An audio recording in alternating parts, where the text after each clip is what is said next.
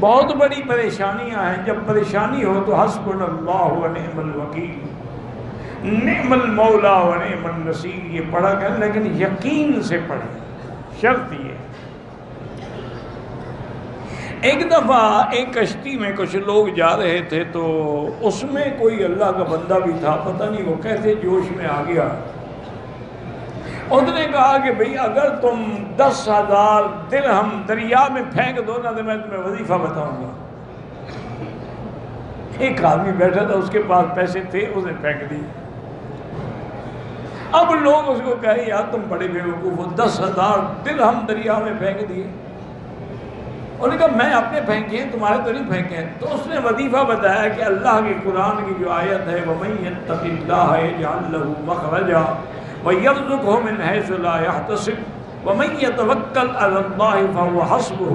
ہر مشکل میں یہ پڑھا کرو، اللہ تیری مشکلات حل کر دے. اللہ کی شان ہے کہ کشتی ٹوٹ گئی. اب وہ آدمی ایک پھٹے پہ اکیلا بیٹھا ہے اور یہی آیت پڑھ رہا. کشتی کنارے لگ گئی، وہ بچ گیا.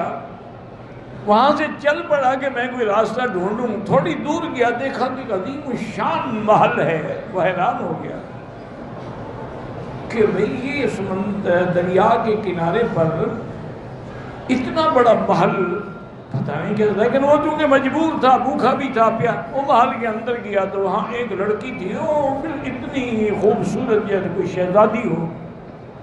وہ دیکھ کے حیران ہو گئی. اس نے کہا تم کون ہو؟ اس نے کہا میں تو خود بھٹکا ہوا آدمی ہوں.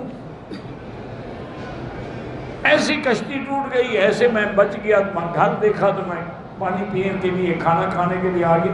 اور نے کہا دیکھو بات سنو، میں واقعتاً ایک بہت بڑے امیر آدمی کی بیٹی ہوں. مجھے ایک شیطان جن نے وہاں سے اٹھا کے یہاں رکھا ہوا ہے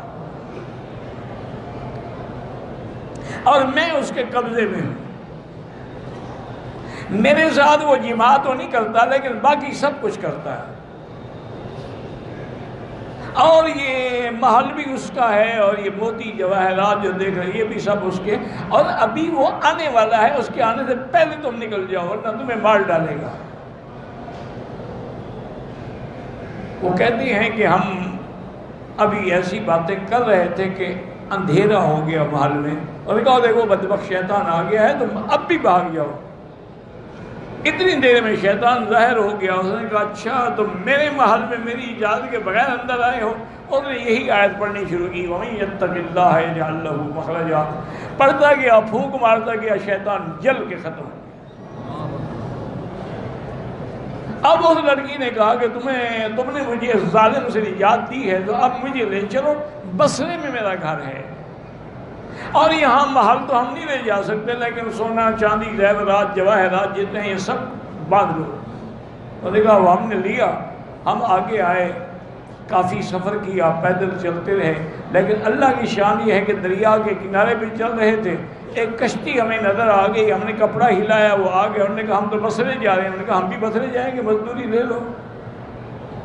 انہوں نے ہمیں بصرے پہنچا دیا. لڑکی کے والدین دیکھ کے بیچارے خوش بھی ہو گئے، حیران بھی ہو گئے. ان نے جب سارا واقعہ سنا تو نے کہا دیکھو بیٹا ہمیں تمہارے نیک ہونے پہ کوئی شبہ نہیں. کیوں اگر تم برے ہوتے تو کیوں لے آتے ہمارے گھر میں لڑکی کو؟